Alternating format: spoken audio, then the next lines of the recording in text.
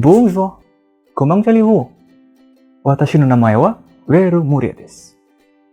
Ich komme aus Indonesien, aber jetzt wohne ich in Russland. Где учусь на инженера железных дорог.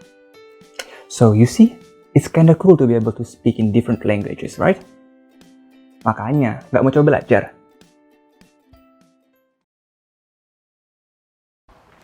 Здравствуйте. Perkenalkan, nama saya Ferl Mulia. Sebelumnya, kita sudah belajar soal angka. Setelah itu, kita belajar soal harga. Kalau kita bicara harga, berarti ada hubungannya dengan harta. Nah, ada lagu, harta yang paling berharga adalah keluarga.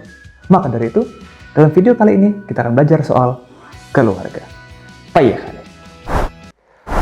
Oke, langsung saja. Kita tidak langsung membahas keluarga. Pertama-tama, kita harus membahas soal nama dan kepemilikan saya. Pertama, itu nama.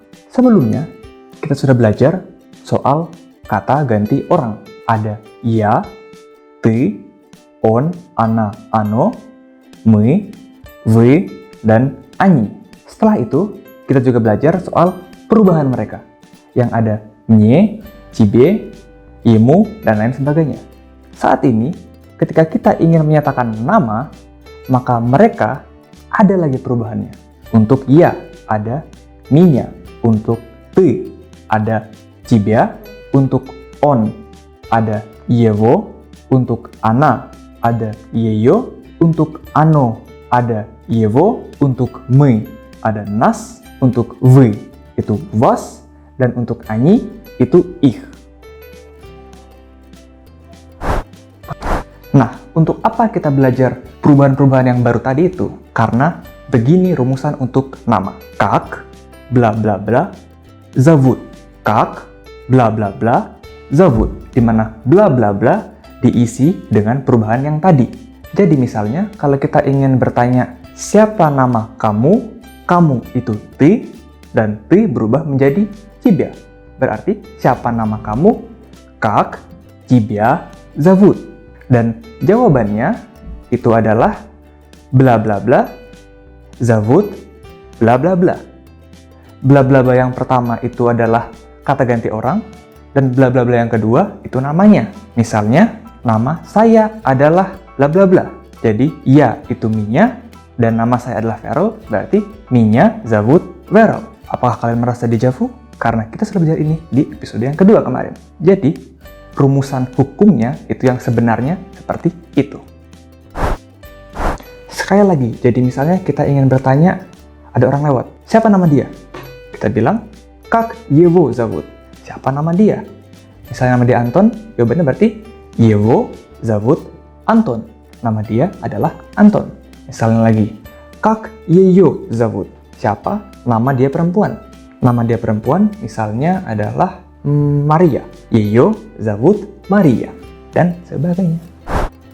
Oke, kita sudah belajar soal nama. Sekarang kita masuk ke yang kedua, kepemilikan. Nah, karena kepemilikan ini agak panjang, jadi dalam video kali ini kita akan membahas yang paling pertama dan sejauh ini yang paling penting, yaitu kepemilikan saya.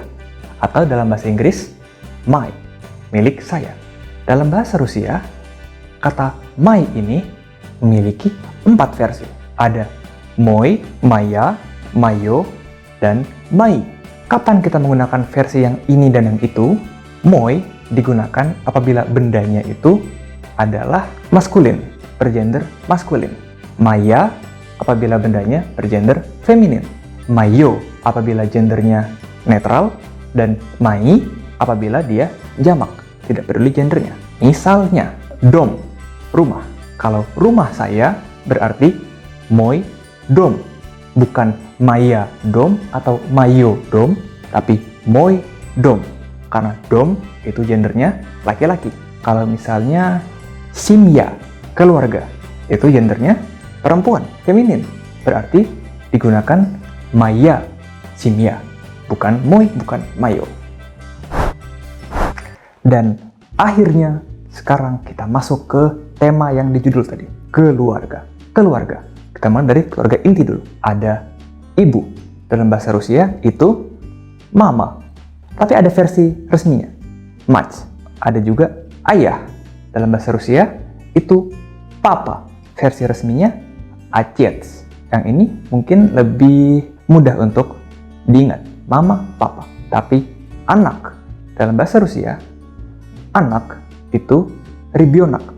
Tapi kalau kita ingin membuat lebih pasti, misalnya kita ingin menyatakan kalau itu anak itu laki-laki atau perempuan, kalau dalam bahasa Inggris ada son dan daughter, dalam bahasa Rusia ada juga anak laki-laki itu сын dan anak perempuan itu дочь. Selanjutnya ada lagi saudara. Saudara juga dibedakan, saudara perempuan dan saudara laki-laki. Untuk saudara laki-laki, dalam bahasa Rusia itu harus diingat brat. Brat. Untuk saudara perempuan itu sistra.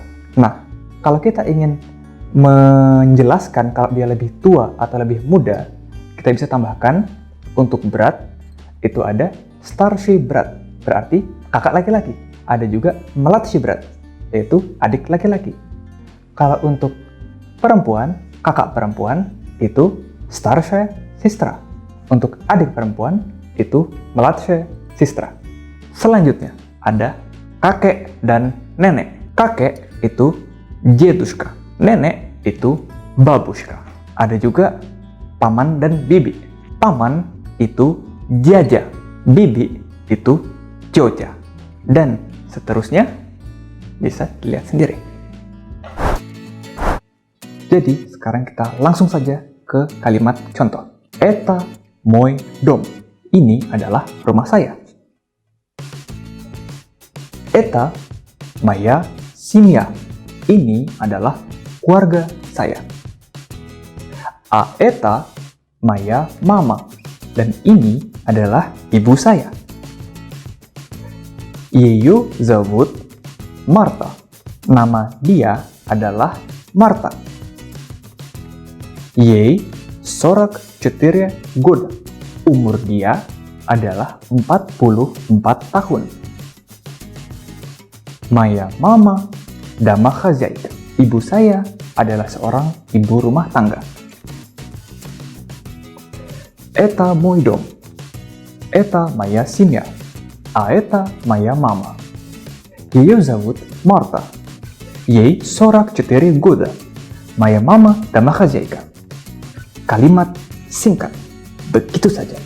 Sangat simple. Ya kan? Jadi, kesimpulannya, sekarang kita sudah bisa membuat kalimat singkat soal keluarga kita, anggota keluarga kita. Maka dari itu, sebagai PR, coba kalian ceritakan soal salah satu anggota keluarga kalian. Nah, karena mungkin ini privasi, jadi kalian bisa saja menuliskan soal anggota keluarga yang fiktif, yang tidak nyata. Sementara kami akan periksa dan koreksi. Jadi jangan sungkan untuk mencoba menceritakan itu di kolom komentar di bawah. Yap, demikianlah akhir dari video kali ini. Dan tetap semangat untuk belajar bahasa Rusia. Nah, seperti kata Ned Stark, winter is coming. Musim dingin segera tiba. Maka dari itu, kita baru akan ketemu lagi setelah akhir musim dingin nanti. Karena kami ingin mempersiapkan diri untuk musim dingin. Sampai jumpa di episode selanjutnya.